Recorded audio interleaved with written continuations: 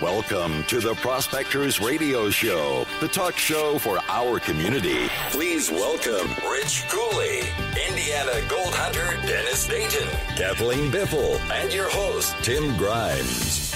All right, everybody, welcome back to another edition of Prospector Radio. I'm your host, Tim Grimes. Joining us tonight, we have the Feldman brothers from the hit TV show Lost Gold, Josh and Jesse. How you guys doing tonight? How you doing, Tim? Great. Doing good, man. Here, Tim. It's been a while since you guys have been on. We've missed you. We've been busy. We've been busy. Horses and prospecting. We noticed that. I mean, last night, like I was talking to you, I was binge watching Lost Gold, and I'm like, oh my God, how do you guys got the time to do any of this stuff? You know, between run your ranch and do this. Yeah, very carefully. You got to pace yourself. I could imagine. Because, luckily the ranch is kind of seasonal, so we have a big part of the year where we can do, we'll say, special projects. Okay. Which is really nice. Right. Because, take me down the road. When you watching the show, it looks like, oh, you're there one day. Give me an average. How many days are you there on, that location looking for one? We're there usually a little over a week, but the research that's involved before we get on the ground is quite a lot. We've got the office in Burbank. We have 3 or 4 people there that are researching for us, and we work with them. And so that's what's so good, I think, about this show is that we're not just showing up on location and asking the first person that we see what happened and where the treasure is. So we do our homework, and that is just key. And that really helps you out because you talk to the experts. Mm-hmm. You talk to the people you need to talk to, the people that have had a lifetime of knowledge in that area, and they know what is up and what is down. Right. See, that's what's cool. And the way you guys, like I said, when I was watching it, I really enjoyed how you did the cut scenes, and it had actors or something showing, portraying these events, and it really brings you into the story, and it was this is really cool, and go ahead. Yeah, I'm glad you picked up on that, Tim, because that's something that we really wanted that show to do. Finding the lost treasure or the lost gold. The truth is, every episode, are we going to find the lost treasure at the end of it? Well, probably not. I mean, would be great if we do. Sure. Would you ever go back, a part 2, into the same areas and try to dig a little deeper? On some of them, absolutely. If there is still, if there's new information that we get, or that we're not totally done. Some of the ones that we did for Lost Gold this first season, we are definitely going to go back to. Oregon is one of them. Mm-hmm. The Adams is another one. The Adams, we actually hold the claims on that down there. Nice. And we'll be back this summer to do a program down there. I don't mean for television. I just mean a righteous mining program down there to really see what that canyon holds. Mm-hmm. Okay. We absolutely will. That's cool. But that's why I said I really enjoyed the little backstories that went with it. And it's like you said, it was more than just you guys going out and, we found this. No, you didn't find it, but you got a lot of clues and got closer and found out a lot more information to decide, is this worth pursuing? Is there anything even there? Yeah, Tim, we don't promise that we're going to find anything. We're just out there for the adventure, to show the history of it, righteous history, and we tried to do a great job. You did. Because the truth is going to lead you to what happened. Mm-hmm. Some stories, maybe we find out there's nothing there. There was no treasure, or the treasure was found. That's fine, because it's proving history. And we don't try to go on the ones that we think that something has already been found. Mm-hmm. Obviously, we try to pick the stories that excite us, that where we think this is real, and it's still out there. That's what's cool, and that's what. Well, I tell you, Go ahead, Dan. I was going to tell you. Now I know because there for a long time I was on night shift, and they finally put me back on days, and I could have jumped in and watched like the fourth episode, and I don't like doing it. I like to watch it from the beginning. Is there going to be like any type of DVD set, or how? If I wanted to go back and watch all of them, starting from the first episode, what do you guys? What is there available? So what's out there is if you go on Amazon Prime, if you have an Amazon Prime account, they have it on there. And I've also heard that if you're a Hulu subscriber, you can find it on there as well. I would guess that Discovery or Travel Channel will continue to air here and there, but that's going to be hit or miss. So if you just want to watch it at your leisure, super easy with Amazon Prime or Hulu to do that. I will add, each episode is its own contained story. Mm-hmm. So if you watch one okay. episode, you're not going to necessarily miss anything when you watch the third from the fourth episode, because we're in a new place, telling a new story on a brand new treasure hunt. So you can watch them out of order any way you want. Oh, yeah. Yeah, definitely. Oh, man, if I'd have known that. Oh, yeah. That's what's cool. It's not like continued, and I was jumping around watching them, and it was great. So that's what's cool. Each week. Now, go ahead. On this treasure hunt that you guys go through, I mean, you don't dig down like 10 feet and find wood, do you? Like Oak Island. We don't make anything up. So what we find is what we actually find and what is out there, and where that information led us to. Mm-hmm. So if you watch Lost Gold, you'll go out, you'll see some of the things that we did find. We proved out locations where the history happened, where that legend originated from, and we take you to the site on some of these stories. Mm-hmm. And we do find gold, sometimes gold where we didn't even expect to find it. So, I mean, are we finding stuff? You bet we are. Are we finding a pirate treasure chest at the end of every episode? Well, no. But are we finding gold? Yes. And we're finding, we're learning a lot of history. And this show really is for people that love history as well. It's not just about finding loot and gold. Right.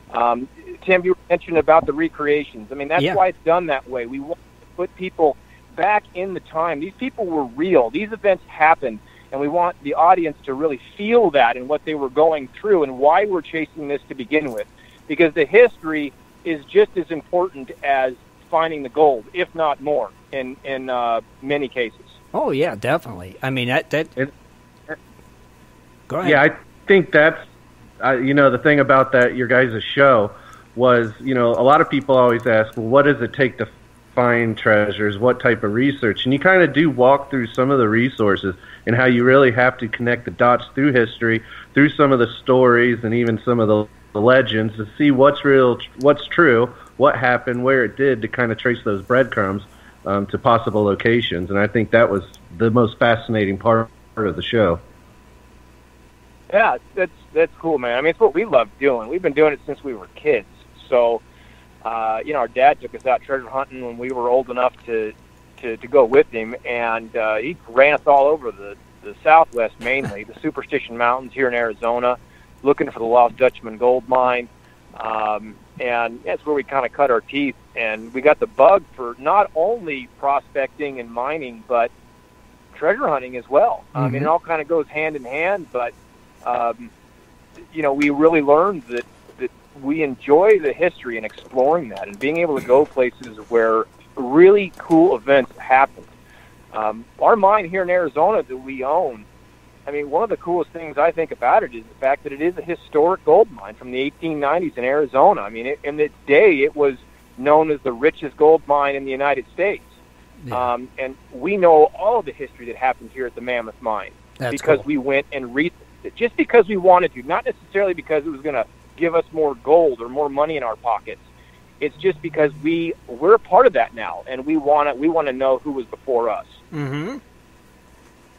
Yeah, see, that's what's cool. It's I just lost my train of thought there. Dang it! I had the perfect thing I was going to ask you, Josh, and dang it. Well, I have something. Go ahead, Kathleen. Thank you. All right, so I've noticed since this show started that you're everywhere on social media. At least everywhere I am. I don't know. Do you have like a crew that just handles your social media? No, or is it you guys? That's primarily us. Cool. So a lot of the pictures that have been posted on there, especially recently, are actually from me. And we try to get to everybody and answer everybody's question as best we can. So yeah, it's pretty much primarily us that are actually on there answering those questions. And I don't know anything about Facebook, so don't ask me. Let me retract that. It's primarily me. Right. I can't figure out Instagram. No. Well, we do have somebody that takes some professional photographs that does post some of those for us. So some of those pictures come from her, and get some really good stories in the picture necessarily that we can't necessarily tell ourselves. That somebody else kind of has to do that in a photo. Okay. Mm-hmm. Right. But I'm answering most of the questions, and recently during the show, those have been pretty much pictures from that I take around here, and because especially on Instagram, because it's just kind of either we just kind of want to talk about the show on Instagram, or just kind of show what we're doing on a daily basis and kind of our life around. Exactly. Now, do you enjoy hunting in the Superstition Mountains more than you enjoy getting out of Arizona and searching for these treasures? Yeah, but we searched and researched and wrote books on superstitions, so much so that we're kind of done with it. Okay.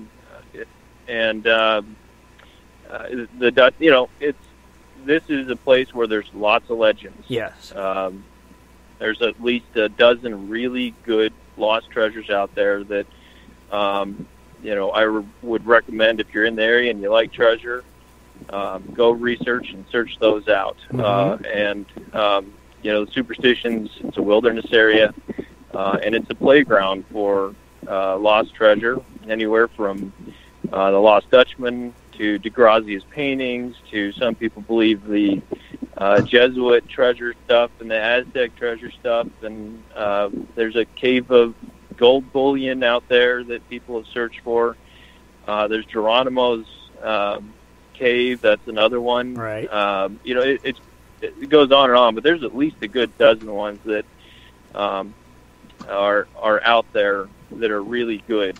Sure. And to give you an idea of the Lost Dutchman, of course, Dad came here in '65 to search for the Dutchman. Right. And shortly after that, he thought, well, he'd move here to Arizona. He started riding stables and started packing other people into those mountains. And he started with a man named Crazy Jake, which is a whole other story. You can look his name up. That's a fantastic story there. All right. But what we came across some information in the 1990s, and it just completely, basically woke us up and said, "Oh my God!" Like Dad says, he knows where the Lost Dutchman ain't because he's been all over those mountains. Right. Well, this new information sent us into a new direction, into a new area of the superstitions, Mm-hmm.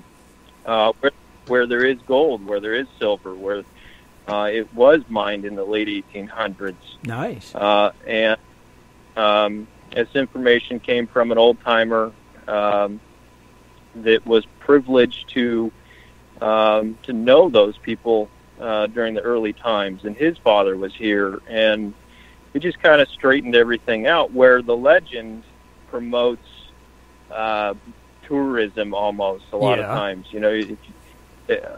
He kind of straightened the legend out. Yes, the legend is true, the story is true, but it really gets messed up because people are writing books and spinning stories to make a good story, not necessarily the truth. The truth doesn't actually sell a lot of times, right? True, right. And and everybody adds something new to the story, right? So there's an unlimited amount of information out there. And I'll wrap up here. In the end, just to give you an idea what happened with the Lost Dutchman, there was a guy in the 1890s. He was a journalist and he was a treasure hunter, and he wrote a book on the Grand Canyon. He wrote articles that ran nationwide, and this man talked to those first people during Jacob Waltz the Dutchman's time. Okay. And he went out into the expeditions 2 different times, and he came back out of the mountains. He wrote a long article that ran nationwide, and that's what really turned this story into a legend for 130 years, the past 130 years, basically. And he went to a place called Rogers Canyon, and I believe he actually went to the Lost Dutchman mine. I believe he found it. Really? And when he came out of the mountains and wrote his article, he told people to go 12 miles west. He didn't tell people where he was and what he had found. And so that's really how this story was created. Everybody ever since then has been going 12 miles to the west to search for the Lost Dutchman. Gotcha. Interesting. So do you really think he found it, or? Oh, definitely. Oh, you do? Okay. Gotcha. Yeah. Okay. So that's one we just scratch It off taught on. us a lot of that. What's that? How the history. It just taught us a lot about how history gets turned on its side. I mean, it's all about individual motives, right? And so you have to go back to players that were involved and really figure out what is their motive, what were they after here, and when you start doing that, you start realizing why the history was changed and why these legends of lost gold become lost in the first place, Right. or are created something out of thin air. That does happen too, but most of them exist. Most of these lost gold legends exist for a reason. There's some truth to them somewhere. And certainly with the Dutchman mine exists. It's a real place. It is where that gold came out of. It is where Jacob Waltz took his gold from, and it is in the Superstition Mountains. We can say that and believe that unequivocally. But taking what we learned hunting the Lost Dutchman all those years and going to other places and exploring other legends, that's fantastic. So, yeah, we always love to circle back to home, and we're maybe done hunting the Dutchman mine itself, but there's still plenty of lost gold legends near us in the superstitions that I'm sure we'll pick up as we go further. Right. Yeah, it's great because you start to apply, I guess the technique that Jesse and I have developed through the years, and knowing what to discard and what to really take as good information and spend our time doing that. Because many times, and it's very easy to get caught up in bad information, and there are treasure hunters out there that they'll get caught up in bad information for half their life. Oh, geez. And that's why they never, and it happens. And it's not necessarily a waste, but it's kind of a shame. Right. Yeah, you even, you go to an area, you talk to the experts. It's no different anywhere you go. And like I said before, these people have spent a lifetime out there. They have a lifetime of knowledge about these stories and field work, but yet they haven't found it. Right. So, talking to them, it may get you a little bit closer to the truth, but it's not going to solve the mystery. No. That makes sense. Now, is there, like, this one treasure that both you really want to go look for someday? It might not be in Arizona, but just one that you've heard of, and it's like, that's the one we got to go try to find out more about. Well, as you know, we were hooked on that Forrest Bend thing a little bit. We took a couple trips over there. That's a really cool, fun story. It really is, and we haven't done anything with it in a while. But as far as I was working on southern Arizona, down by Tabak and Tumacacari, and there's still treasure down there. and there were Jesuits down there. There's surely still Jesuit treasure down there, and also in the 1850s into the 1860s, Charles D. Poston was down there running mines with 1,000 workers right before the Civil War. Oh, wow. And during that, there was treasure lost. So there's a good half a dozen lost treasure stories down in that area, and it's really, like I say, it's a really intriguing area. And Marcus or De Anza was through there, 1776. He's the guy that basically founded California under the Spanish rule. And Father Kino was there. Kino's a famous, early 1700-ish, right around there. That was down in that area. So for me right now, that's what's sparking me. So I gotcha. There's always those small legends that you want to chase, of course. Right. Some of them are bigger than others, but for me, I've always loved the 1715 fleet. That's that sunken Spanish galleon. Some of those ships have been found and salvaged. Others have not. Right. Like one I believe is the San Miguel. I think is the one that's missing. It was one of the smaller vessels, and it's been theorized that maybe it even held more gold just because it was quicker and faster. But something like that would be fantastic. I love the scuba dive, love the ocean. And I've never hunted after the 1715 fleet, and I would love to do that.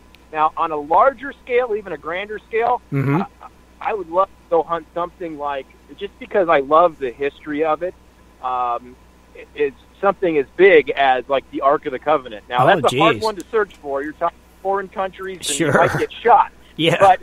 But if I had the opportunity to hunt that type of history and something like that down, that would be tremendous for me to explore that ancient history. Right. We deal with a lot of 1800s, 19th century stuff. Go back a few thousand years and hunt that kind of stuff. Wow. I think that's almost the pinnacle right there. Right. It seems like you really enjoy doing the research, even watching the show. If you don't enjoy doing research, you'll quit immediately. Right. And watching the show, watching you guys, doing the research, it's like you guys are just really, really enjoying that part of it. I think as much as you find a document when you find a document that supports a theory that you may have, that is gold in itself. Yeah, you know what exactly. I mean? When you pull something up and you're like, well, we need to find some report from somebody during the time about this, and then many times you don't find it, but every once in a while you do. Yep. That is gold. And then we can take that story further and better understand what happened and maybe lead us to the end, actually find something.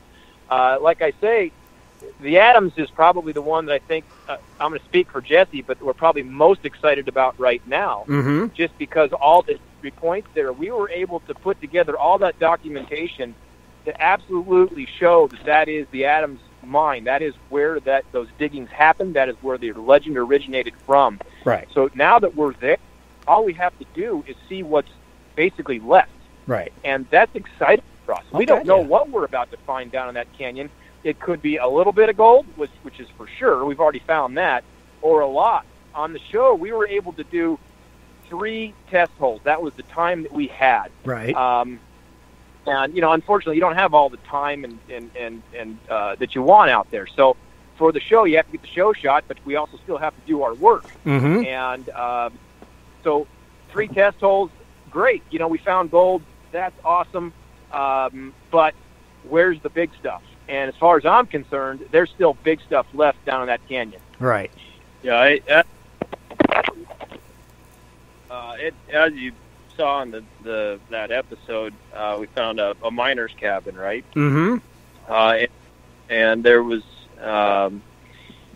screens there, and little odds and ends, and there was people there all the way from the early 1870s.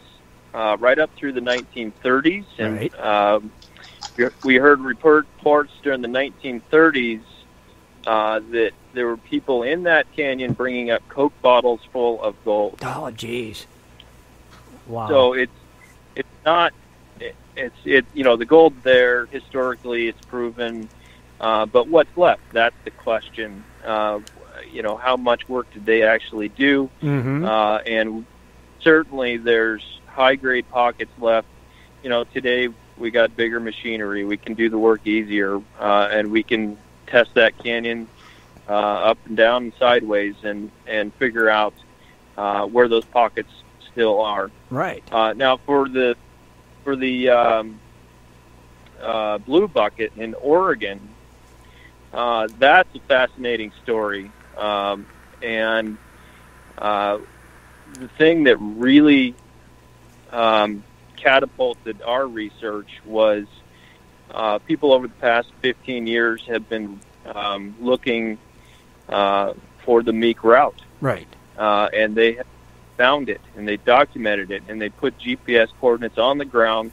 Not every foot of the Meek route, but most of it. And so only now, really, they've written books, of course, a couple books are out there on it now. Really only now in the past 5 years do we know where the Meek party went. Gotcha. Which is huge. Now that we know where the Meek party went, now we know where we just basically follow that trail and see where we find gold, and that's basically what we did. Yes. And that landed us in Camp Creek in a place where there's supposed to be no gold at all. There's no mines, and nobody knows of any gold, yet we found it there. And we know where the Meek party entered that canyon. They took it for about 3 miles, and we know where they exited that canyon. And so it's in those 3 miles where certainly it had been washed out from maybe a flood or something and exposed a rich pocket of gold nuggets. Right. And I think that's really what happened. And I think that I think that story is true, and it can be discovered. Right. And I believe it. Yeah.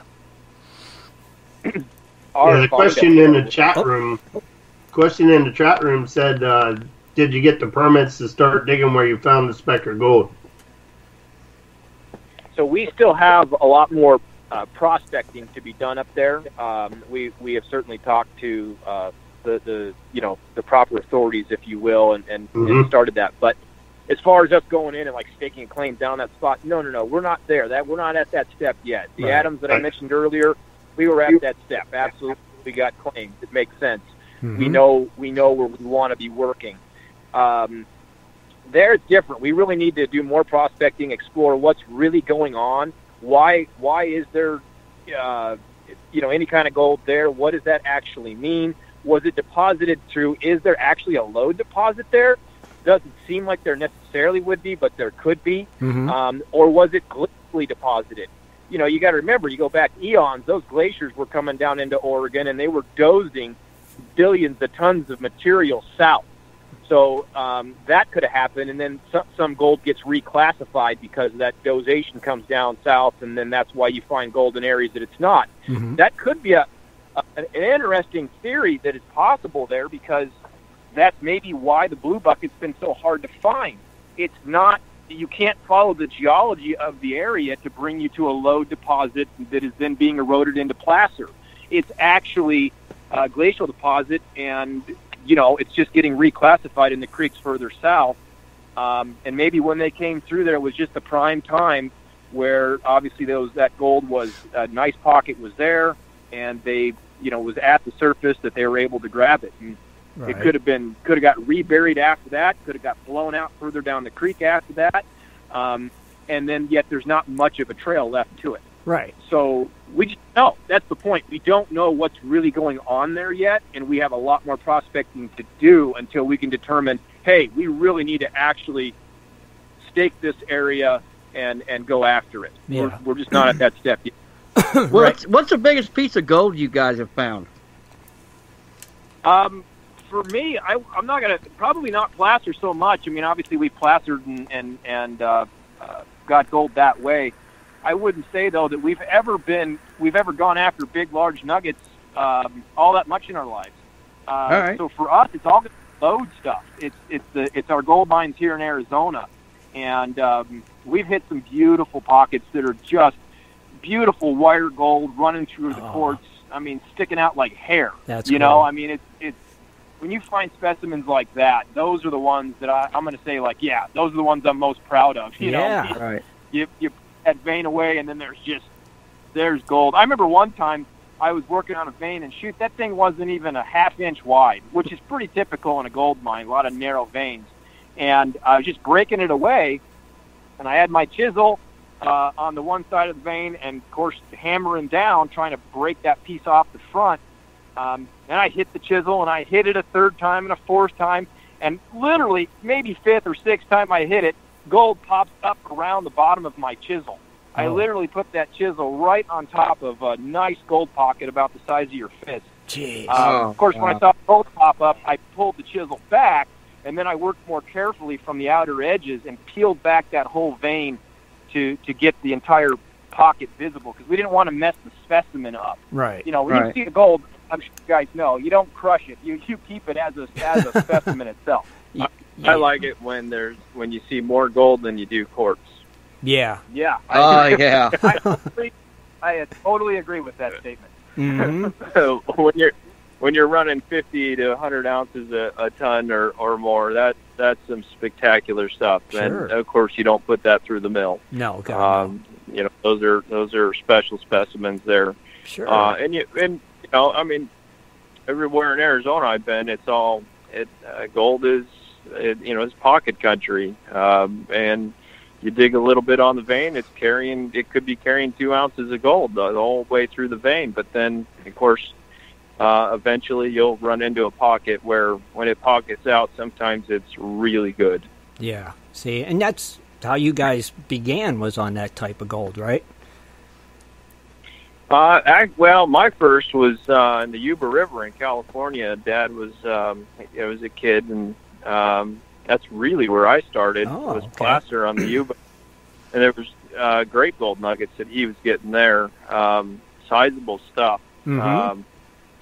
And of course, we've placered the Animas River in Colorado, and that's all fine stuff. Right.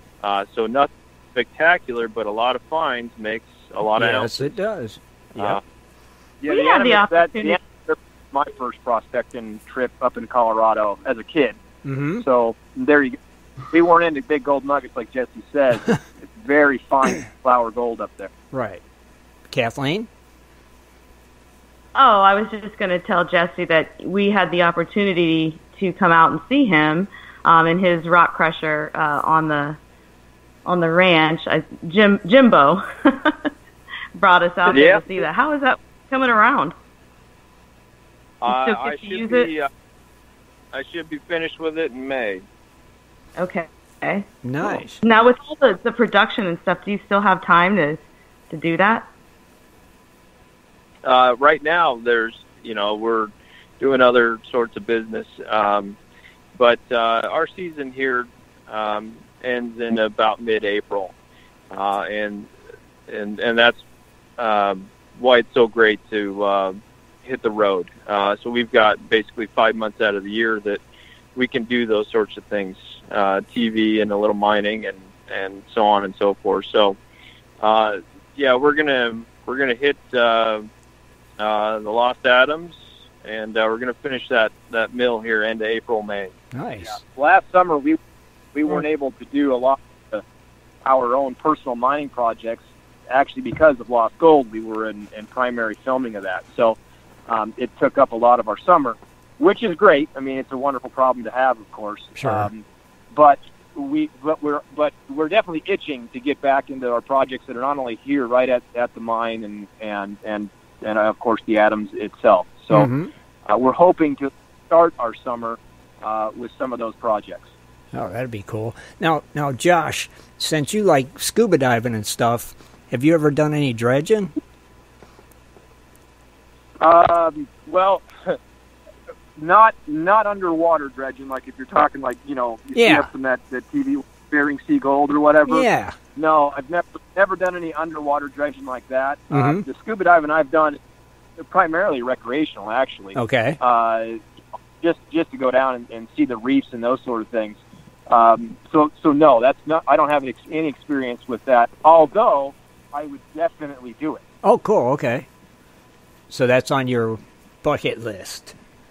It's on my bucket list, but there's just not a lot of places in the Southwest that True. underwater trail. Right, but now that all these other opportunities now that you have can take you to someplace that you never know. We may be seeing you do that someday. Well, I suppose you never know. We're open to a lot of those type of things. Right. For sure. Learning something new is always a good thing, Oh, especially heck yeah. when it's in the prospecting mining world. Right. Something you love doing. Yeah, I'm sure you'd be all in for it. Definitely. That'd be cool. Yeah, you definitely got to do it one time. You would love it. I know Dennis is getting ready to head to Idaho to do some dredging. Kathleen and Shad are heading to Alaska to do some dredging. Yeah, you should come. Yeah. 2 weeks. That's all. In the summer.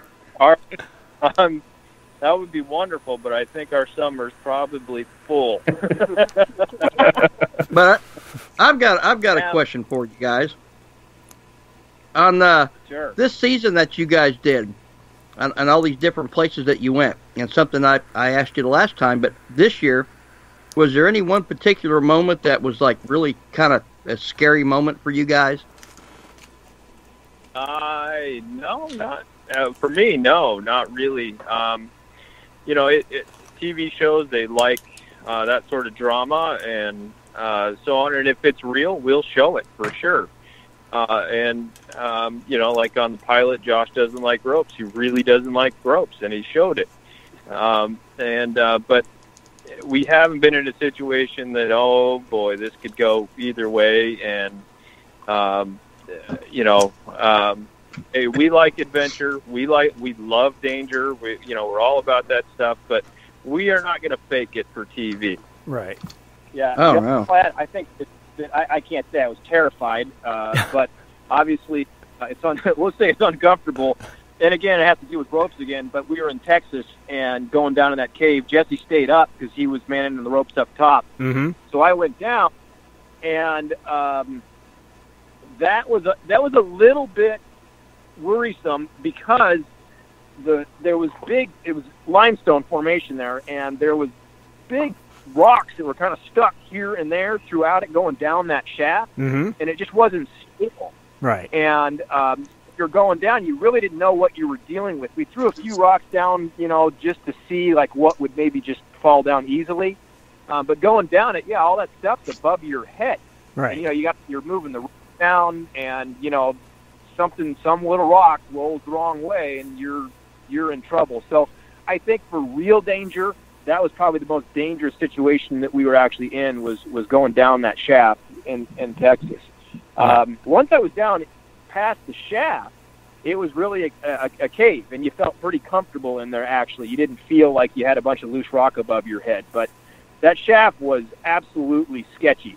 Mm-hmm. Yeah, and the collar of that shaft, the concrete collar of that shaft, the rock behind it had eroded out and fallen down. Oh, jeez. So, you run into a lot of that Sure. in old shafts. And you just kind of, it's still there, so, you hope that it doesn't fall in right at that moment that you're going down it. Mm-hmm. Yeah, exactly. One of the reasons Jesse stays up top is because that way you got to make sure there's somebody up top to go get help. Right. Right. Now that shaft in Texas. Obviously, there's production, of course. They're around. There's people there are other people there that are there. But Mm-hmm. You want somebody that knows what they're doing up top and knows what's going on. And if there is some sort of cave-in or a problem, you need somebody that's up top that's knowledgeable about that and what should be done first. Yeah. And that would have been Jeff. Yeah. So that's why he stayed out and Yeah. I went down. Right. He's So, your brother. He's got your back. That's for sure. Yeah. Mm-hmm. You got it. Yeah. Well, I might go have lunch first. Right. Go get a cup of coffee real quick. Shad, go ahead. Yeah, no, one of our listeners actually in the chat room wanted to ask, what's the biggest treasure you have found or most valuable artifact to you guys? Oh, I don't know if we can tell you that. Is it public radio? Yeah. Is there other people listening to this conversation? We take the fifth on that one. I will have to say, for us, and I suppose people could debate us on this, but it's the Lost Dutchman mine for us. The Lost Dutchman is something that we believe we track down and know where it is and know the history there. And for us, that is, what we grew up with. And to take that story to its conclusion, to its end, and figure out where all that happened, where that mine is, and why the legend grew. That's my favorite anyways. We've done other smaller things. We found gold I remember, I won't name any names, but it was fun. Years ago, somebody approached us, and they had some gold that had been buried on their property, and the people who knew where it was tragically died, and they had left a map to it if something like that had ever happened. Mm-hmm. And they couldn't figure out the map, so they trusted Jesse and I to tell them that and to go look for it, and we did, and we found it. Oh, so that's cool. And it was all it was just a savings, but it was somebody had taken some gold coins, and he had them throughout his life, and it was his life savings. Yeah. That's what he put his money into. Mm-hmm. Time was an issue there because where it was at was a property that had been sold, and they had to get out of there within the week, really. Oh, jeez. Wow. Had he not found it, it had been gone because she would have had left the property. Oh, wow. Yep. And did. Now that's a cool So find. we worked on that. It took us, maybe 2 days, I guess, to actually figure it out. And, Mm-hmm. the map was not really a map. It was just kind of like little characters, little cartoon insignias that represented something. And we had to take that and put that on the property. It was really fun because, who would want to do that type of a treasure hunt? But then at the end of it, there really was this gold to be found, and we made sure that she got it. That's awesome. And guess where it was? Wait, where? Guess where? Anybody got an idea where it was? Oh, jeez. Probably by a big rock. Outhouse? It was in the septic tank. What? Oh. No. John jumped in there head first with his scuba gear on. He went to the bottom and he felt around. He came back up with nothing, and then he had to go back down again. No, I'm just kidding. Oh, but it was a septic tank pipe that was a faux pipe. It was right. a fake pipe. Genius. Made it look like the septic system. Yeah, and it threw us for a loop because we actually went there and looked at it and went, that's probably just a septic pipe. But the darn map kept on taking us back to that, and finally I'm like, all right, we're going to open this thing. And we did, and sure enough, that's what it was. And yeah, and we knew that people hide stuff in septic pipes. It's like we just knew that before we ever got there. Right. But it just didn't hit us like, okay, there it is. And so we were just kind of searching around until we said, nope, it's there. That's where it's at. And it just kind of hit us that way. And the clues led you right there. And listen, who wants to open up a septic pipe? Right. That was a great place to put it. You don't want to mess with it, No, exactly. And I'll add to that. I'll add another answer to that. We talk about it a lot in this discussion. But the Adams diggings in that canyon, that's a second favorite of ours. And putting that where that lost gold diggings was located and putting that together, and it's one that we continue to explore and hope that we will still find large gold nuggets that the early prospectors missed. So those two, the Dutchman and the Adams, those have got to be our favorite finds of all time. And I'll admit, there are people that will debate us on those finds. They'll say, oh, no, it's over in some other state even. Right. But from what we put together, what we understand, we 100% truly believe that we have both of those locations. That's exactly where they're at. If any of your listeners are interested, I wrote a book on it that I published in 2009. It's called Jacob's Trail. And you can pick it up at the museums out here, order it from them. And that'll give you the knowledge of what we found in our research, and it'll tell you that whole story. That's cool, Jen. Yeah, I read that book. It's really good. Kathleen did, yeah. Yep. Yeah, I read all your dad's books. I like his books. Yeah, we also discovered in the early 2000s a mine in the Superstition Mountains that had previously been thought to just be a natural spring flowing out of the mountains. And we got into some information, and when I say we, I mean our dad and my brother and myself got into some information that said that wasn't just a spring, that actually that was a mine from the Spanish days here in Arizona, which would have been early 1800s, 1830s, 1840s. And we applied for a treasure trove permit, which because the location was in the Superstition Wilderness area, and the only way to legally dig in the Superstition Wilderness is through a treasure trove permit. In order to get that, you have to prove to the United States Forest Service that at a specific location there is a great probability of there being bullion that was stashed away.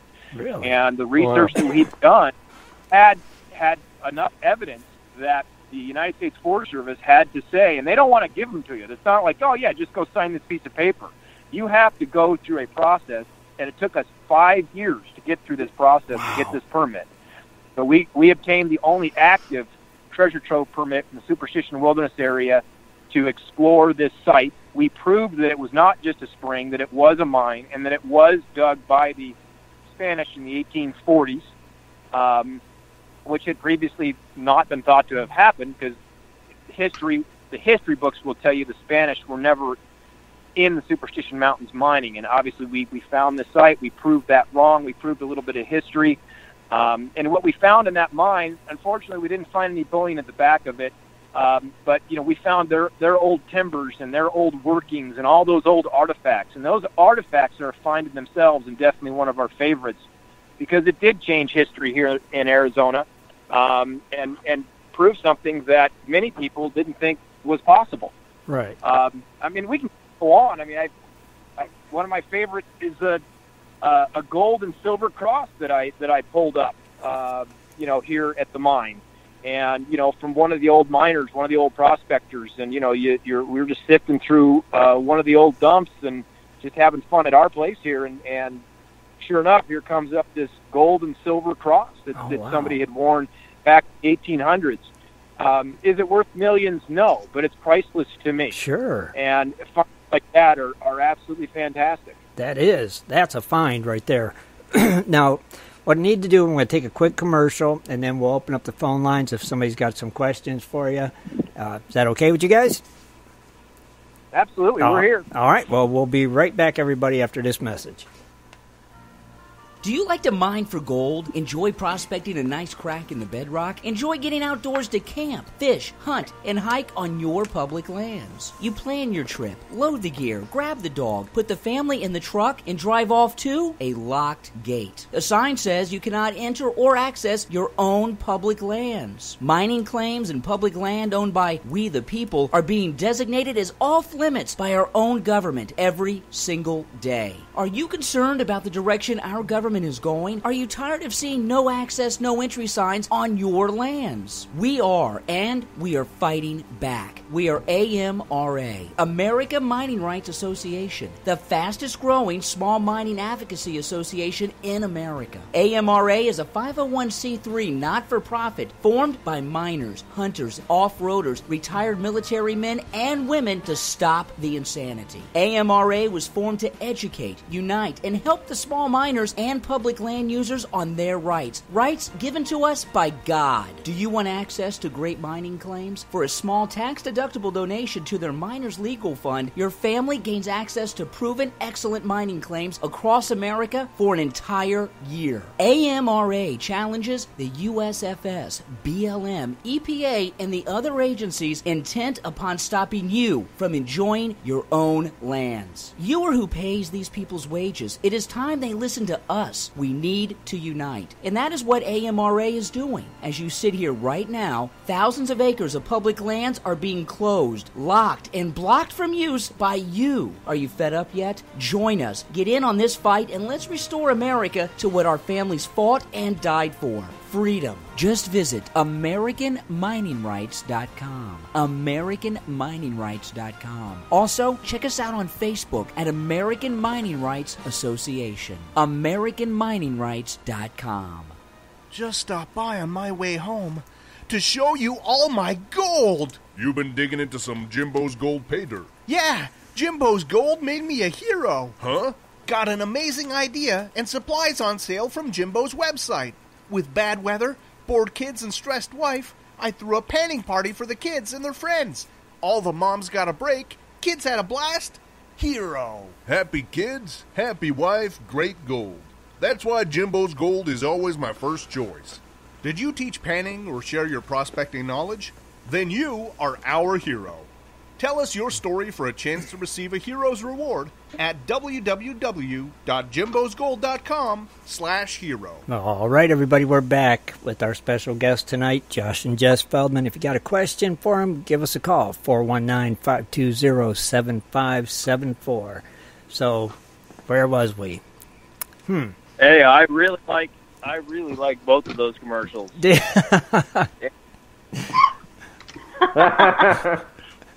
Why is that, Jess? Oh, Amber's great, and old Jimbo's great. I thought you might like that. Jimbo.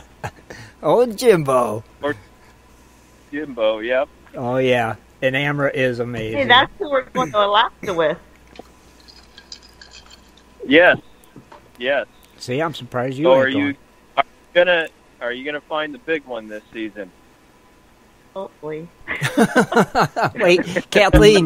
Hope it pays for my trip. Oh, jeez. Sorry about that ringer. All right, hello, caller. What's your name? Where you calling from?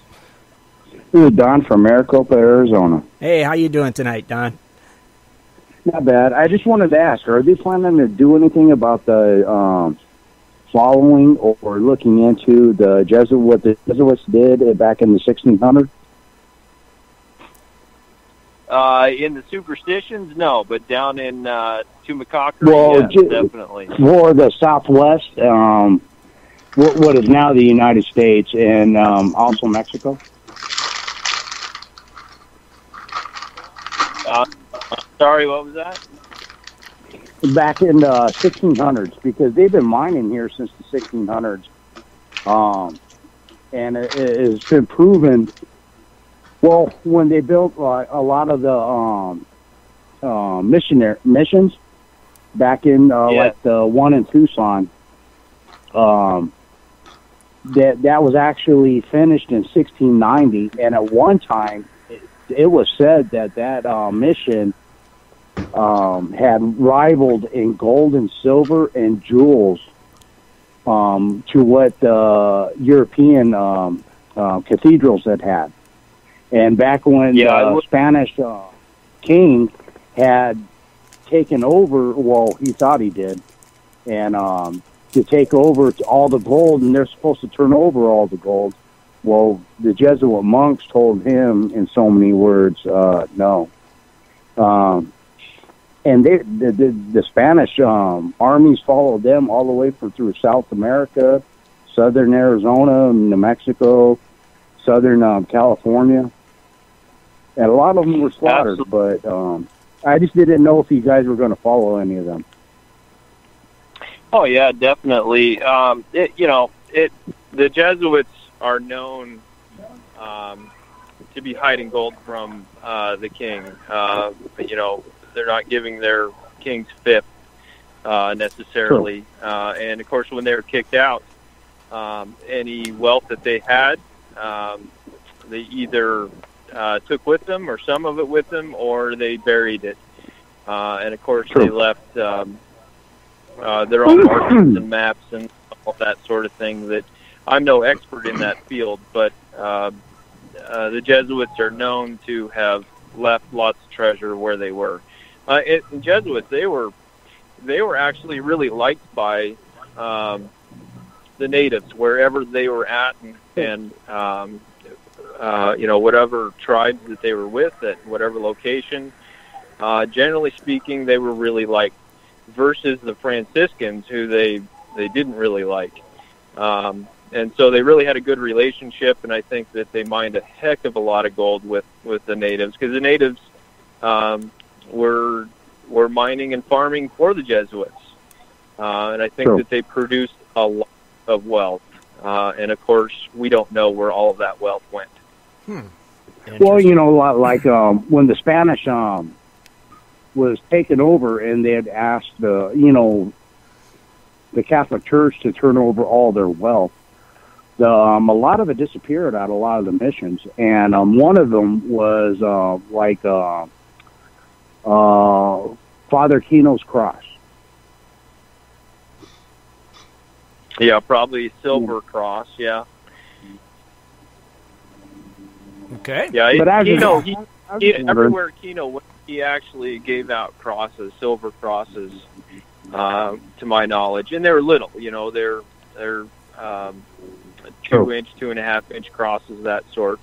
And I don't know the story you're talking about, but I'm guessing that you're talking about a cross that's something very large. And I haven't heard that story. Yeah. Actually, the cross was never given to Paulo Keno, but he actually died before he got to see it. But it was at the one time the mission at San Javier. It actually stayed in there and disappeared about 1690. Okay. I don't know that story, but it sounds like a good one. Where it is, who knows? Well, it's a part of one of the 100 stories or rumors that exist. Sorry? Oh, it's a part of one of the many stories or rumors that exist. Yeah, and that's, it's so long ago, and that information, the Jesuits were very secret. Yes, some they of were the most secretive people to ever live, and they knew their stuff, and they knew how to do it. And yes, so if they're trying to hide it from the rest of us, kind of good luck trying to find it. But it's really fun to dig into that stuff. I think the Jesuits they ranged far and wide. Really, they're not just here in southern Arizona. True. And, no, they weren't. Yeah. But I've spent a lot of time on the Tanata Nation near the border, and I've seen a lot of their cairns. There's a lot of cairns, to where the cartels use to this day. But a lot of those cairns, some of them rocks are 7, 8, 9, got to be more than 1,000 pounds. And I've taken pictures of them, and that's all I've ever been told is from the Jesuit monks.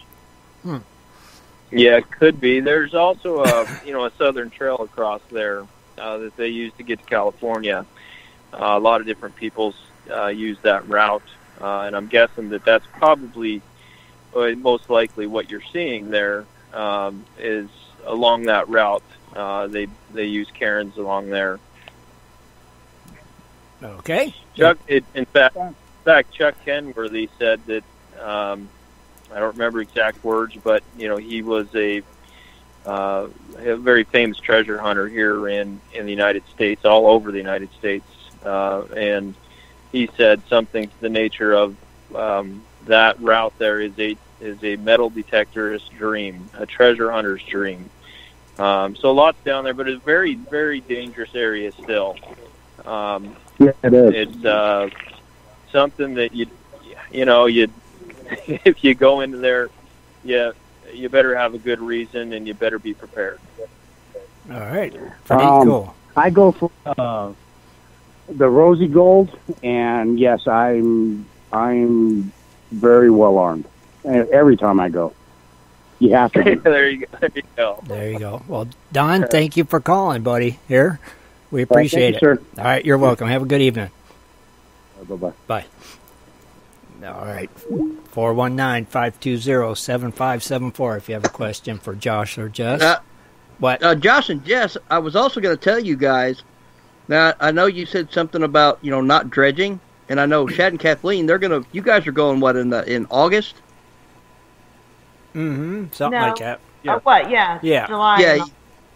And I picked up some claims in Idaho, and Shannon actually has a claim between two of my claims, and then he's on like the other side of one of my other claims. So if you guys ever want to come, dredging season starts July 15th, and Shannon's going to be there. We can put you on a big old 6-inch dredge. We're at in Idaho? It's about 20 miles from Elk City. It's the South Fork Clearwater River. Okay, yeah. Now, are you going underwater with that? Well, yeah, but there's a lot of places. Yeah. There's a lot of places that it's not really that deep. I mean, you can long arm it. You can long arm it, yeah. Well, that sounds awesome. It's one of those things. Maybe something I would love to do. Absolutely. Hey, Shannon's going to be there. Time is always the issue, but you never know. You never know. That'd be cool. You could get to do some underwater dredging. Yeah, we can put you right on one of our 6 inches and just let you go. We're also getting the intercom system, so we're always in contact with our divers. Oh, very cool. Now, what I want to know is, while I'm dredging, do I get to keep all of that tape from what I dredge? Well, unless you find like a nugget that it takes us, we all have to get in there and lift it to get it out. Yeah. That might be a different story, but yeah, come on to well, what we're doing is you come on and help us with the dredge. Get on the dredge, we split the gold. Well, that's really cool, man. That's really, really cool. And is Shannon getting underwater? Oh yeah. Well, I tell you what, Shannon, in just 14 days on his claim next to mine, he found over a pound of gold. If that tells you anything. Wow, nice. Well, good for you. That's good, man. So hey, you want to come out? Come on out. It's darn tempting. I'll be there. I'll be there for 3 weeks. So you said you're going in August, huh? I'm going to go from July 15th, and then I'll be there for 3 weeks. Oh, okay. All right. And well, Shannon, you never know. Our summer's not locked down just yet, so you never know. That sounds great to me. Shannon will be in camp. Actually, where they camp is actually on my claim, so you're more than welcome to come. We'll all be there. Yeah, very cool. Well, thank you for that invite. Pretty cool. Yeah. All right. Now, where was we? It's somebody else cut in. I think Shad. Did you have something to say? You must be on mute. Oh yeah, sorry. No, I was on mute. I was always curious about it with the Spanish. With all their missions they have. Now, given that a lot of these are still religious sites and whatnot, how probable is it that some of these treasures may be buried underneath these missions? Now wait a minute. Don't 0% as far as they're concerned. Don't go start digging underneath these missions anytime soon. That could be bad. Yeah. I don't know. If possible, to McCockery, there's supposed to be one close on the grounds there. But who's going to let you dig there? Nobody. Right. Yeah, that's... Yeah. Hard to tell the motives of man, right, and why they do what they do. It's absolutely possible. But if it's lost and it's it's gone, I mean, you'd think if they buried it underneath the church that they would have. That's because they were keeping it. They knew where it was, and when it came time to leave, they went with it. Yeah. When they kind of hide it out in the middle of nowhere, and there's a story of there's a massacre, or there has to be a catalyst as to why it became lost. I mean, people don't want to lose their gold, so there usually is some big event that happens that causes that. And that's one of the first things we look for is, okay, here's a story of lost gold. Why is it lost? I think that should be the first question anybody asks when you're treasure hunting. Mm-hmm.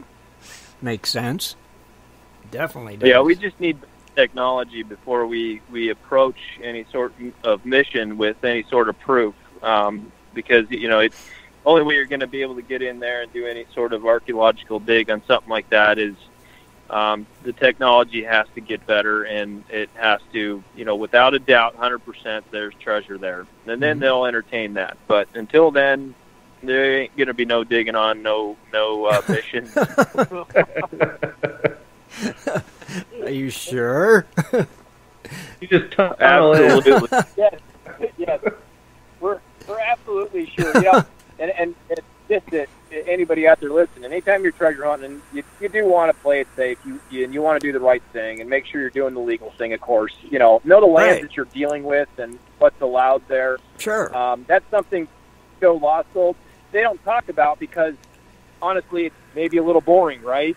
But the fact of the matter is that we do our research ahead of time. We know what lands we're entering. We know who owns the land. We know what permissions we need in order to get in there. Nice. So that's something important that we just want to put out there and let people know.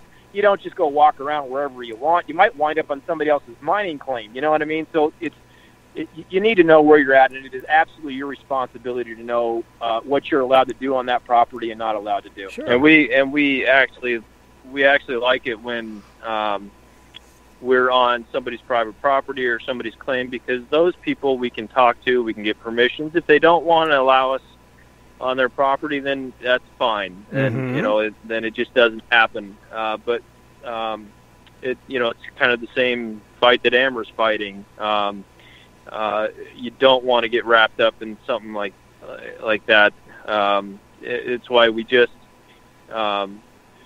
really like it when there's a big ranch of 1,000 acres and it's owned privately, and we get permission to go scour that area and search for treasure. Right. So private land's wonderful, but federal lands and state lands, nobody wants to get in trouble, and sometimes those regulations and stuff that we have to deal with, especially when you have a TV show, you better be following those regulations. Oh, I bet. Yeah, definitely. Mm-hmm. Now, Jesse, I've been watching you on TV for a while now. I've watched you on Ice Cold Gold and now with Lost Gold. And during that Blue Bucket episode, I seen you get pretty emotional. And that's the first time I've ever seen that. I mean, that... oh, here we go. That hit a spot with you, didn't it? Way to go, Tim. Uh-huh. Oh, yeah. I wasn't going to say. Now he's never coming back on. That's the very last scene of the 6th episode. It's wonderful. It's what everybody remembers. Yeah, well,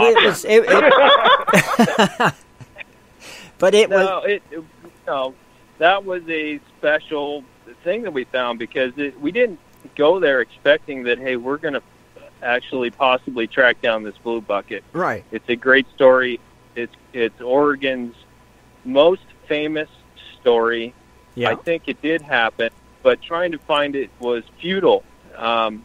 And it just so happened that at that moment, you figure, oh my God, well, there's a lot more gold here. If this gold is here, there's a lot more. Right. And there, like, it just all hits you as if, wow, we may not have actually found it, but it feels like we found it. Right. And so, I actually think that we solved that.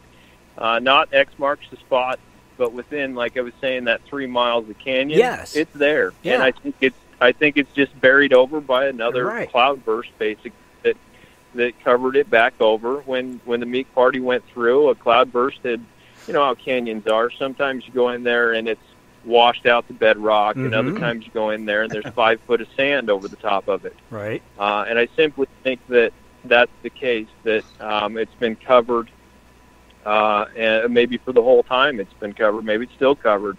And it's just going to take some drilling down and just using your prospecting skills of how gold's deposited in creeks and figuring out those likely areas, and doing a bunch of tests. Right.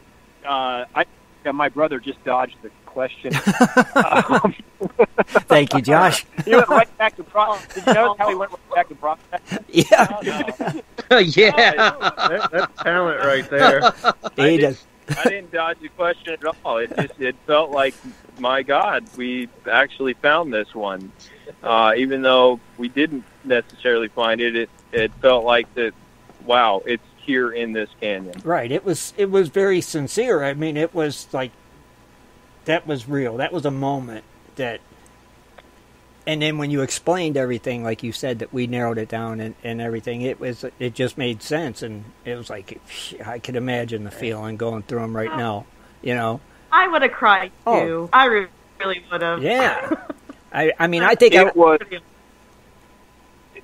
a great moment. It really was, because, well, for a lot of reasons, especially the ones Jesse mentioned, but it was unexpected. Yeah. I think is the best way to handle that, because it's like, okay, the information leads us here.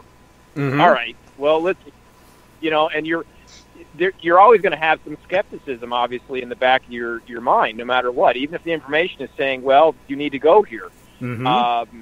And to see some concrete evidence, I'm not going to say proof, but concrete evidence that it could actually exist, that the legend could be true, and that it could exist near where we were at. Right.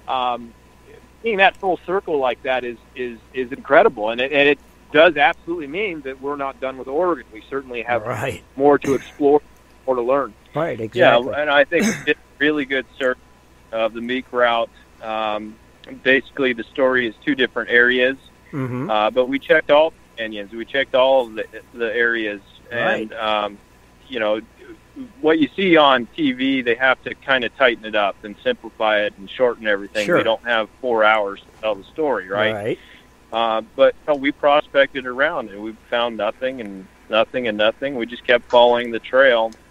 And, of course, all of the research we did and all the research that other people have done, I think, really made that moment happen, because now we know, like I was saying, now we know they were here. This is exactly where they came through. We were walking in their ruts the whole way through there. Mm-hmm.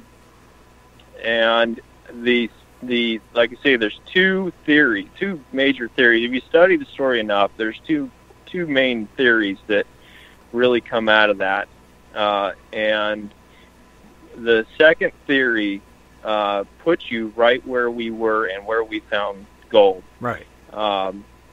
And north of, after they were desperate and they were running out of water and people were dying from eating the alkaline and breathing it in, and they finally got to water, and that it was sometime after that, during that episode or after that, where the kids found gold. Mm-hmm. And that puts you right in the area we were, and just everything just lined up perfectly. Right. So it was emotional, and then you getting the bobcat stuck was kind of emotional too, I guess. But I didn't care about that. Not one iota. I know there was a 50-50 chance of that. But it kind of makes for good TV sometimes too. But my goal was getting in there. I didn't care how I got out of it. Exactly. But, I mean, it was weird. You got stuck there, and that's where you drilled, and that's where you found the gold. I mean, I'm sure that wasn't the most likely place you wanted to drill, but you found gold right there. So that tells you a lot. Yeah, well, it was, when we looked at that creek, I mean, we knew obviously there was a chance of getting it stuck, but mm-hmm. we were there to prospect. Right. And so we were going to do whatever to get that done, and then figure out the rest later. So, which we did. Obviously, we towed that thing out of there. In fact, we actually towed it out of the creek with our climbing ropes, which after you use a climbing rope to pull a bobcat out of the creek, never climb with that rope again, by the way. But that's how we got it out of there, because we actually didn't have a chain with us or anything. Oh, geez. And our producer's looking at us like, oh my God, we are in so much trouble because we have a bobcat stuck and it has to get back. and all these things are going through his mind. But the fact of the matter is, I've never been in a situation that I haven't got out of. Okay. And you just take it in confidence that way, and you figure it out. There's always a different, second way to there's always a way to get things done. Right. And if you put your head to it, you'll figure it out. Oh, God, yeah. This is true. We had 200 feet of climbing rope. If we had bought 180-foot climbing rope, we would not have got that Bobcat out of there. We needed every inch of that rope to get it up, because we actually quadrupled it up. Oh, okay. To be strong enough to pull it out. So it all worked well. But you got it out of there. That's what counts. And you found the gold. Yeah. Right? Exactly. That's the key. It was mission accomplished for what we were trying to do. I mean, obviously didn't find the blue bucket mission accomplished, but mission accomplished for we felt like, wow. Yes. And we had to move on. We were still filming. We were doing other shows. People might think, like, why wouldn't you stay and then continue? Well, we had a schedule to keep, and we had to just mark down, this is what we found, this is what we discovered, and we're going to come back. Right. And it's actually, that works pretty well, because then you think about what you need and what you're going to do, where you're going to go. Are you going to need more permissions, more permits, more licenses to do more exploration work? Right. So, but we had to move on. I think we were headed to Montana, I think, after that, if I'm not mistaken. No, where was it? I don't remember. Definitely Montana. I don't even remember where we were headed after Oregon, but it was one of them other states. I think it was Arizona. Could have been. I think we came back Arizona. Yeah. But the Ruggles story in Northern California at a Redding, I would go back to that one. We got a new theory that where John Ruggles might have actually hid the gold in water. That pond we found, it all made sense. It was on the escape route, but there's one other spot that needs to be checked out. And don't tell them. Don't tell them. I want to give away the hole. Well, we can get back to that one a little later due to time. So, we can't. I'm not going to tell you anything more. But right. Certainly, the production crew have to want to go back. That's when some secrets the production crew have to keep things quiet. Yeah, some things. Yeah, are better. Do you swear them to see? What's that, Shad? I was asking, does the production crew have to be sworn to secrecy? Oh, they're there to do their job, and it'd be a whole different thing if you started pulling gold out of the ground, of course, or any sort of treasure. But if they don't see that, if you don't do that, if you don't uncover something fantastic, they're just there to do their job professionally, and that's it. They, of course, they do their job very well. We had an awesome crew. Everybody that was there to, help the whole thing out, as we were too. But they until you see that reflection of gold in their eye, you don't know what they're going to do until they see it, right? Right. Oh, geez. Now, Jesse, you got any more books planned? No, not at this point. Not at this point. But just projects in the works for later down the road. Okay. Writing's wonderful. It's fun, but it is very time consuming, and we got a heck of a lot of irons in the fire right now to be getting done. So after a lifetime of adventure, maybe I'll start writing. I hope so. So what's next for the Feldman brothers? Any ideas before I let you guys go? Dinner, Tim. Dinner. Okay. Other than dinner. Well, we touched on earlier. We are finishing up our horse season here, if you will. Right. In another few weeks, and then we go into our early spring, summer season, and that's when we really start focusing on our gold projects. Gotcha. So that'll be what is next. Okay. Jesse's going to finish our mill here, Mm-hmm. and we're going to back to the Adams. And I'm going to have Jimbo to help me with that mill. There you go. But Jimbo's not going to the Adams. We won't let him down there. I don't blame you. Watch out for him. Yeah, watch it, Jimbo. But anyways, we're going to go back to the Adams, and we're going to do some great prospecting down there, and really go up and down that canyon and see what we can't find. So we're really looking forward to that. Mm-hmm. On the TV side, the TV world that we do, we take those projects as they come, right. And if they continue to, then that's awesome. Mm-hmm. We'll figure that out as we go. Yeah, we're on the backside of the moon right now, so okay. We don't know any information. We won't know until early to mid-April. Okay. So that's where we're at with that right now. All right, good. So hopefully we hear from you then if everything's good. And if people are interested in following you guys, they can follow you on the social networks and, all that stuff like that. Yeah. To keep up with you and see what's going on in your lives and stuff. Because not only with the treasures, but with the ranch and stuff too as well. And so, it's always a pleasure having you guys. Josh, thanks, buddy, for, working with me and coming on. Jesse, thank you. It's always a pleasure having both of you guys here. Yes. We love talking to you guys, picking your brains, and you guys are just so full of knowledge. It's amazing. Someday, I'm going to get out there and hang out with you guys for the day. I think it'd be a blast. I'm going to put you to work. That's okay. I wouldn't mind. I want to go on a tour. Tour your mind. I think that'd be the greatest thing. I would love to see it. Don't come out in mid-February to mid-April, but any other month other than that, it's just too busy for us right now. Gotcha, we brother. have plenty of time to show you around. That would be cool. Someday. Yeah, you guys are great. You're always welcome. Love your show. Really support it.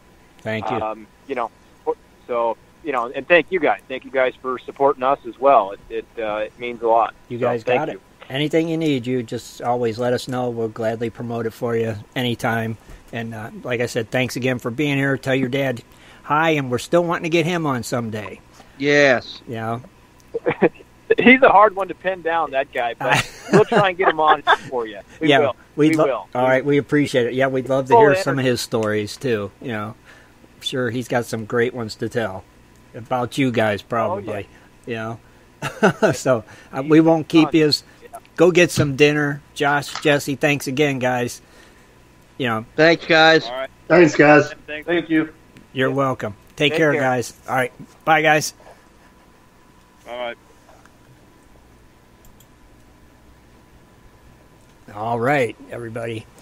The Feldman brothers. Man, always great having them guys on here. That was awesome. Oh, yeah. They just got... they got the life. Wouldn't you love to be able to do that? Just go out and look for treasures. That'd be nice to do it. And Kathleen, like you guys, when you guys moved to Arizona, that's going to open up more opportunities for you guys to do that stuff. Yeah, be able to treasure hunt with them. Yeah, and just be able to get out there. Yeah, we're just going to go stalk them. Yeah, at the ranch, Hey, you said drop by anytime. That's right, we're here. Let's go. 1 a.m. Yeah. No, it'll be cool for you guys when you get down there. Darn Fistlos again. Yeah. Oh, it's just Shad and Kathleen. Close the door. Run away. That is cool. I would love to see that mine, though, the Mammoth Mine and stuff. I think that's very cool. It's got a lot of history, and it's just really cool. Just, like you said, hang out with them, and have a cup of coffee, and just listen to more of their tales, because, man, they got some great stories. That ranch is beautiful. I mean, that whole area is just amazing. And we wanted to live around there, but it's getting too expensive now. So we got to look elsewhere. Yeah, oh my goodness, I couldn't believe just like in 2 years, not even 2 years. It's like a year. It's just the property has shot up, and now it's getting to the point where we're like, we want to downsize. We don't want to be spending all that money. All right. I'm telling you, it's like, but you see that view, they got the mountains right in the backyard. It's like, oh my God, that'd be great to wake up to that every morning. Beautiful. The Superstition Mountains. Yeah. They're just a beautiful, picturesque thing to see. Right. And it's what was it they said they really never dredged though, right? Yeah. That's cool. I'm going to work on it. I got to get them to Idaho this year. I'm surprised that they haven't. So one of these days they got to do that. I don't know if they've dredged, but not underwater dredged, he said. So he'd have a blast. Oh, I'm sure he would. He'd love it. That would be too cool. So, man, great show. We just what's that? I said it was. It was awesome. It was really great. We want to thank everybody for tuning in tonight, and I'm sure I'm forgetting a lot of stuff. Shad. Well, I think we were going to do what was it? Gold prices and birthdays, or we might have enough time. Yeah, you got enough time for that? I think we do. We got go for it, Shad. Go for it, Shad. Well, Man, watch it. Kathleen's voice is getting high right I there. noticed that. Yeah, that's not a good sign, Tim. It's not even 9 o'clock. That early. Yeah, okay, go ahead. Well, let's hear it then. All right. So your current market prices, gold has made a little bit of a comeback after falling. It's up $6 to $1,302. So it's been having some moments. But silver, that's up 10 cents at $15.27. Platinum also up $8 to $831. And your good buddy palladium, that's up a whole $1, but it's at $1,548. So not too shabby. Not too shabby. Now, that's palladium. Rhodium is also up $20 at $3,170. Oh my gosh, it's up that much now. Ow. Yep. Jeez. Been climbing. Wow. That's amazing. No kidding, it is. But let's see who's St. Patty birthdays, man. Oh, okay. Is Dennis singing tonight, or what's Yes, that? I am. You are? Well, yeah. No, all right. You need to do it with like a leprechaun would sing it, Dennis. Can you sing it? I want to hear it like a leprechaun. Can you sing it like a leprechaun, Dennis? I can't sing like a leprechaun. Dang it. All right. Well, just take it away then. Sing it in your normal, sexy Dennis voice. Okay. All right. Let her rip, Tater Chip. All right. Happy birthday to you. Happy birthday to you. Happy birthday to you. Happy birthday to you. Oh, the leprechaun would have been nice to add. Oh my God, turn that video I'm disappointed he didn't go with the leprechaun. I know. Come on, it is St. He could have changed it up, man. Yeah. We know you're like a little angel, but come on, sometimes you need to bring it down to a leprechaun. Yeah. Drop the mic. Bring it in, Dennis. Hey, I gave a little song, a little dance. All right, yeah, we could have did without the dance, but you know. I didn't see it. You're lucky. Oh, Were you live? you missed it. Oh, darn. He was all painted. All right, well, go ahead, Chad. Happy St. Patrick's Day. It's March 17th. We have Alan Smith, Alan Culp, Audrey, Bob Jones, Ed Micheloni, Forrest Walker, Greg Gundy, John Madden, Justin Sean Baker, Ken Crass, Kent Jacobson, Kevin Ochin, Matthew Ohio Rocks, and William Brushwood. And tomorrow, from what I can see, we have Arlene Blaha, Bill Shackelford, Doug, Jim Huddleston, and Matt. So happy birthday. Happy birthday. Whose page is getting highlighted? Oh, man, you're going to put me on the spot to find something real quick, huh? Yep. Maybe I should start doing this ahead of time. Maybe. Yeah, maybe have your highlighted page ready and you could just go, oh, tonight. We should start doing that. Let's go with Greg Gundy. Greg Gundy. I like it. Greg Gundy lives in Green Cove Springs, Florida, and looks like he just joined the site. Oh, pretty cool. Oh, wait, I'm lying. Awesome. Ah. He changed how his site's laid out. Oh, gee. He goes back pretty far. Does he? Yeah, no, I'm going to the end here to see exactly when he joined. Okay. It was in November 12th, 2009. Oh, Wow. geez, yeah, he's been here a long time. Long Well, time. Long 10 time. years. And he belongs to the GPAA LDMA. He does any and all types of prospecting, and he was referred here by Stonewall, Gene, and Jules. Oh, cool, okay. Wow, pretty cool. Cool. Very nice. Oh, my. Now, Nugget Brain wants to call in real quick. I guess he's got something to tell us, so we're going to let him call in real fast. I told him wait till you was done, Shad, so he can call in now. We can find out what he's got going on. And And real quick, Tim, not to jump in here, but you need to put that link in there for your patron site, because you got a good giveaway coming up here. Oh, yeah. Yeah. What is it we're giving away next month? Well, I know the one of the items is going to be that decam. All right, is that you, Wayne? Well, maybe it's not. Wayne, is that you? It's me. It's Mega Brain Wayne all the Hey, way. what's going on, man?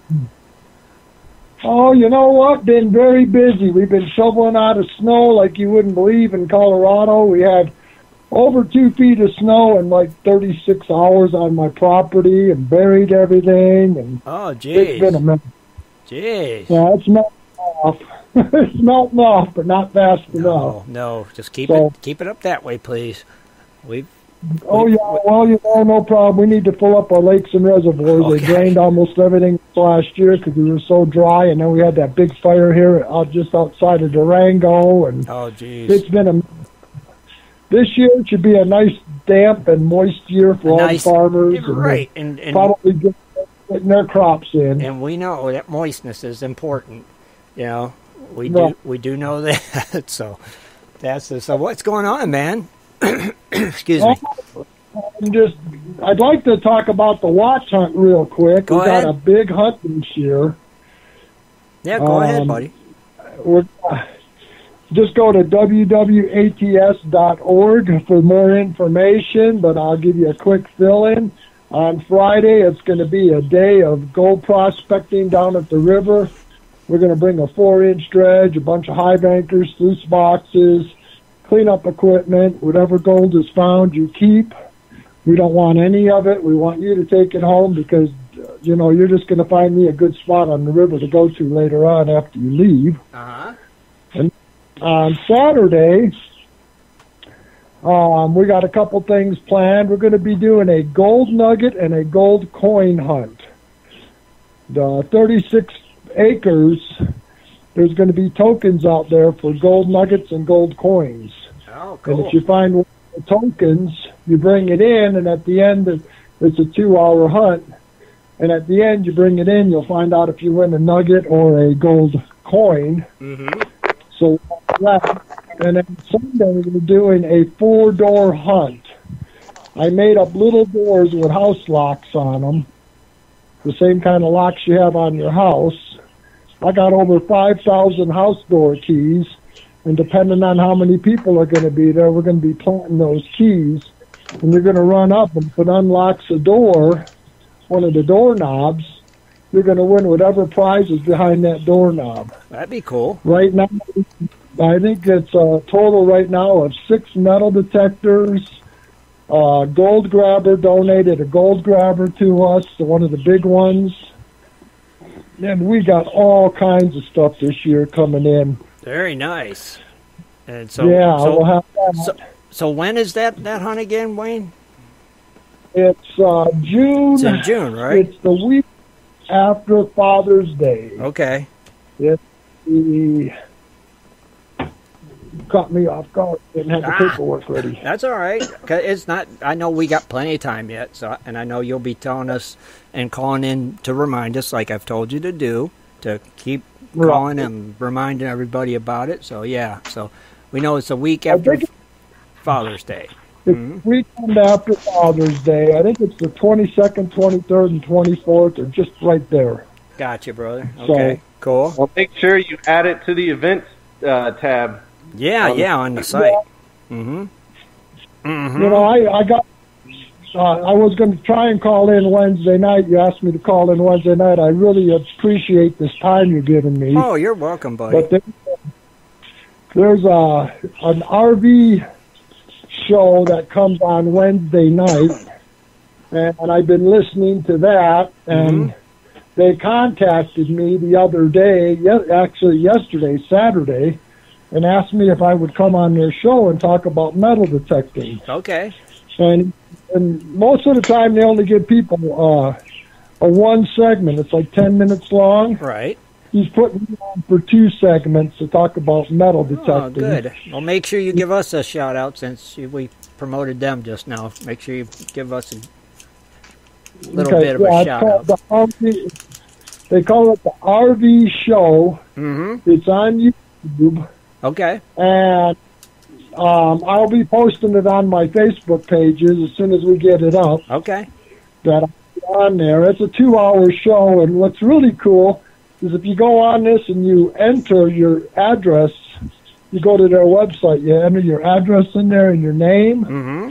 They give away $50 certificates the first half hour and the second half hour on the half. They give away 7 $50 gift certificates. Oh, that's pretty cool. Yeah, and it's good for whatever you want. So well, that's awesome. They have Amazon cards and all kinds of stuff. So heck yeah. We've been all over the country since December. We did a big show up in Denver, like I called in before and told you about that. Right. That was a major success. I'm planning on going in, I think it's 2 weeks. I'm going down to Jefferson, Texas, to the Garrett Metal Detecting Memorial Hunt. Okay. So, man, I got a big motorhome now, so I'll be taking buddy. that down. Very cool. And we got all kinds of events coming up this year and different shows we'll be doing. And we're just reaching out to all the organizations now besides the Gold Prospectors and the Metal Detectors. Right. So, well, like Shad said, though, Wayne, make sure you post those events on Gold Prospector Space, and Shad will read them off every Wednesday, when they're, coming up. So get them on there. And that way they're getting sent out there every week. So right there in the events section on Gold Prospector Space, post them, let people know. Then Shad will let them know every Wednesday night when he does that. So it's good good advertisement. I also want to put a big thank you out for the video that was put out this afternoon reminding of the show, because Sundays is pretty hard for me to remember anything. It's my end of the week and beginning of the week. Yeah. And I said, damn, I got to get back on the show. I haven't been on in a while. You missed us. That's what you missed us, didn't you? It's always good hearing from you, Wayne. We do. We appreciate you calling and bringing us up to speed on what's going on with Watts and letting us know where you're going to be and what events are coming up. So make sure, please post that so Shad will get that out. And it's just good to know. People like to know these events are happening, and it's just, let's make it happen, okay? And one more time, where are you going to be? What show are you going to be on again Wednesday? It's Wednesday, right? You said the RV Show. The RV Show. Okay. The THE. Right. The THE. RV Show. Awesome. And they can find that on YouTube. You said. It's on YouTube and comes on at 6 o'clock Colorado time. All right. Well, check that out, everybody. Go check out Nugget Brain over there talking about Watts and stuff. That'll be pretty cool. And check them out. The RV Show. Wayne will be their guest for at least 20 minutes, you said, right? About 20 minutes, yeah. 2 segments. So. Cool, brother. Well, it's always, get out there and spread the word, right? That's what we try to do. Well, we need to get out there, and all those organizations need to get together and work together because we could all complement. And most of them, they don't want to compliment; they want to hurt you. So right. We try to help each other. That's for sure. Right. I advertise for everybody I can. So. That's right. Yeah, we try to help each other. Yeah. Well, Wayne, thank you, brother, for calling in, man. And like I said, I'm sure we'll hear from you again soon. As always, we appreciate it. Okay, buddy, and good luck on that show. All right. God bless everybody, and have a great week. You too. Take care, partner. Oh, okay, bye. All right, bye, buddy. All right, that was our good friend Wayne from Watts. Nugget Brain. What, Dan? Did you get that link up? Yes, Jaron put it up for me. Thank you, Jaron. Now, what are we giving away next month? Okay, well, what we're giving away is, and it's really cool because I have 2 of them. It's called the D-Cam. It's like a GoPro. Right. Except this is a whole lot better than a GoPro. I was actually going to, because I've got the GoPro Hero 3, and I was going to end up getting the newest GoPro, and man, that was the price tag on that's ridiculous. They're getting crazy. Yeah. My mining partner, Dave Brown, he said, whoa, wait a minute. He actually drove down here, and he showed me his D-Cam. Mm-hmm. And it's 4K, it's got Wi-Fi, Bluetooth. I mean, it's got everything. That's cool. And the picture quality, hands down, is a lot better than the GoPro. Wow. And all my GoPro attachments that I have fit on my D-Cam. Oh, that's cool. Yeah, so we're going to have the D-Cam and one of those AP pinpointers. Really? Yeah, and it's really cool. It's waterproof. It's orange waterproof. It has a kind of like a sheath that it goes in, and it has like a little bungee thing that you can put around your belt loop or something, while you're doing it. Oh, that's cool.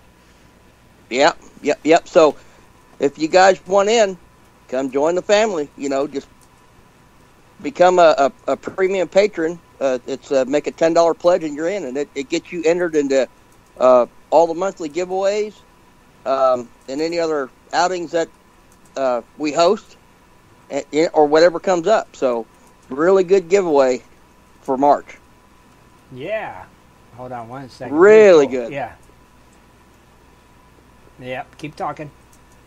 But just come check it out. If anything else, just click on the link and check it out. Go see what it's all about. We got stuff in the description. You can read on it. Check out some of the posts. It's really cool. And speaking of David Brown, our good friend, crony, dredging machine, I was talking to him earlier, and David makes his homemade maple syrup, don't he, Dan? Oh, does he ever? Well, he said he would give away a pint of it tonight on the show, so that's Already? pretty cool. Yeah, it was like, sweet. That is awesome. Who wouldn't love some? I'll take it. Is there gold in it? Yeah, does he put gold flakes in his? Maybe that's what makes it special. Pure 100% homemade maple syrup. He's got over 200 maple trees on his property. Homemade maple syrup from David Brown, the dredging machine. Gold flakes in it. With gold flakes in it. Graham with gold flakes in it. Man. You'll have sparkling pancakes, right? Goldschlager, but syrup. With syrup, yeah. Uh-huh. Sweet syrup. Yeah, so maybe you'll get Kathleen to draw a name, and we'll give somebody a pint of homemade maple syrup tonight. That is pretty cool. Yeah, as long as he's not giving mine away, we're all right. He's giving Dennis's pint of homemade maple syrup away. No, not mine. Dennis, are you saying V, Cam, like the letter V? D is in Delta. D? Yeah, D-E-E. D-E-E, Cam. Okay. Yep. And the AP pinpointer. And an AP pinpointer. Two different names. Those things are awesome. And they work great, because I tried it on gold. I tried it on metal. It works on everything. Cool. That thing goes off. You hit gold, metal, you name it. It goes off. Cool. Awesome. So 2 different winners. April premium patron giveaway. And David said it tastes like gold. So there you go. You can't beat it. So Kathleen, just say when you're ready. Rules are the same as always. 1 minute, 30 seconds to answer. You are here. Just answer with yummy. That's all you got to say. Answer with yummy. Answer with yummy. You ready? I'm ready when you're ready. I have a name. It is Michael Ogre Shelby. Oh, and he said yummy before his name's read. He did? Well, look. Wait a minute. Michael, oh yeah, you did won. say yummy. Oh Jesus God, yummy. Well, he said it again. Well, yummy. Congratulations, Michael. I don't know. You just. What's the odds? Everybody's saying yummy. Yeah, yummy. What the heck was that? What the heck was that? Somebody's phone? Oh, Dennis probably, because he's on his phone now. He was getting a text. All right, cool. Hey, David, if you want, you can send Michael a side chat and get his mail-in info. And Michael, enjoy that golden-licious maple syrup. That's pretty cool. Homemade. Awesome. Man, oh man, oh Yeah, man. Dave, next time I see you, I want some syrup. No, I don't want to wait till I see him. I want it delivered now. Hand delivered? Nice. Maple syrup. I've never had real maple syrup, ever. You know, so that's pretty cool. Enjoy that, Michael. You know, enjoy. Thank you, David. Yeah, thanks, David. We appreciate it, buddy. Really do. You know, thank you so much. Michael, David's going to send you a side chat to get your mail-in info. So give it to him if you want your delicious maple syrup. All right, so now, Kathleen, did I do enough extra time? Are we okay? I will allow it. You will allow it? See, she's not tired tonight. Wednesday, she'd have been like, okay.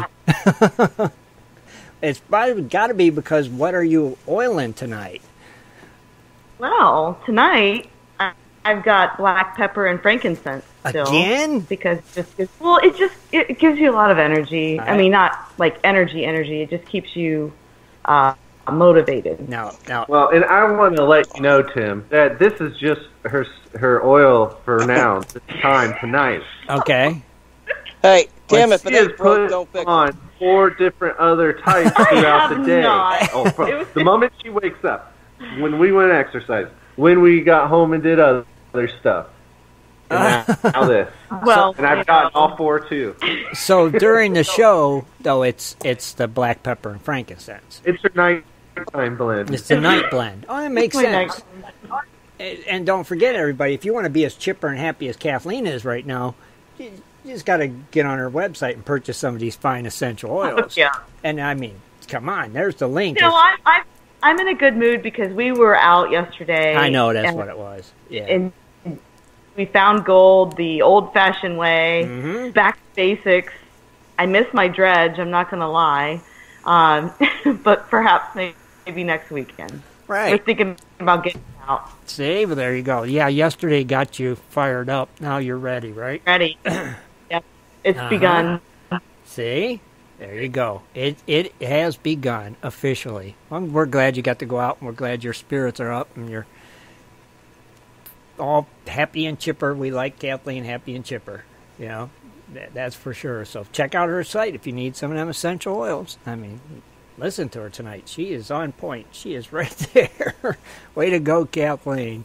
You know, great show. You know, from all you guys. You know, and we want to. Oh, it was. It was. It really was. You know, it was a super show.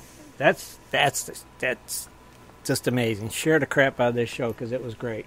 And we want to thank everybody for joining us. Thanks again, David, for giving away that maple syrup. Thanks again to the Feldman brothers for joining us. As always, appreciate that. And, you know, just have a great week. We'll be here Wednesday, West Coast Wednesday, 9 o'clock. I bet Kathleen has some dredging up the news Wednesday. Will you, Kathleen? I will have some dredging up the news. Awesome. And Scott? I don't know how much, but I'll have some. Right, okay. And Scott, he'll be here. Well, I'll give you that. That's all I got for Scott. And Dan. So we don't have a guest for next Sunday, right? No. All right. Okay. Well, I didn't know if. So Rich you and Rich can segment have your and- segments. Yeah. Yeah. You and Rich Oh yeah, do your segments. I got to week. finish Arizona Lost Treasures. Do it. That'll be good for after this show. You know, to go. They're not lost anymore. The Feldman brothers found them all. Right. Well, maybe They're just not I'll telling have, us. Maybe I'll have some kind of a catchy intro for me by then. I don't know. Oh, geez. I got to come up with one. I'll get you one. Give me time. I didn't, yeah, I'll get it.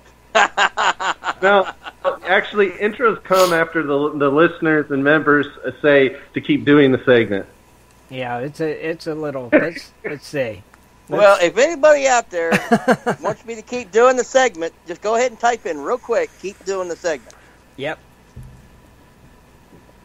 Crickets. Anything? I'm going to delete every single one.